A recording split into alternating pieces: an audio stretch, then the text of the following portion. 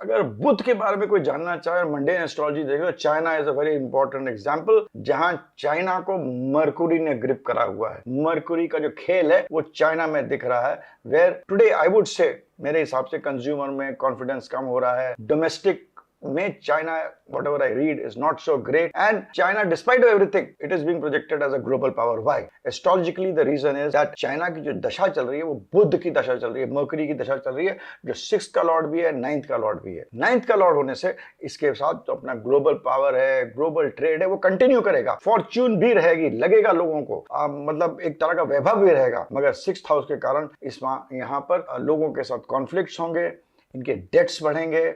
Hidden enemies आएंगे, internally political disturbances आएंगे, working class will not be satisfied in China, I feel, because Mars जो है इनके yearly horoscope में 10th house में मार्स 10वें घर में हो गया है, तो पावर स्ट्रगल भी चाइना के अंदर आएगा दैट, और उसके कारण इसके जो एक फाइनेंशियल नैरेटिव जो चाइना का अभी बना हुआ है उसका डिस्टेबलाइजेशन की तरफ आप देखिएगा 26 एंड तक कहानी मतलब आपको दिखती हुई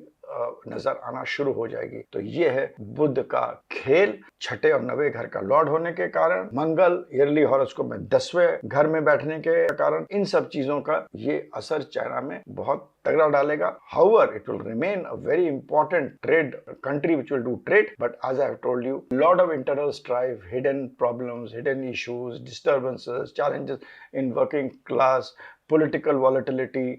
and at the end it will also जाते जाते मरकुरी जो है इसका जो फाइनेंशियल नैरेटिव है, जो फाइनेंशियल जो एक बना हुआ है उसको भी डिस्टेबलाइज करेगा, कोशिश होगी उसकी प्रक्रिया चालू हो जाए। बुध ये भी देखे जाएगा डिस्टेबलाइज होती है कि नहीं होती है, मैंने नहीं, नैरेटिव शुरू हो जाएगा। Thanks, bye for now.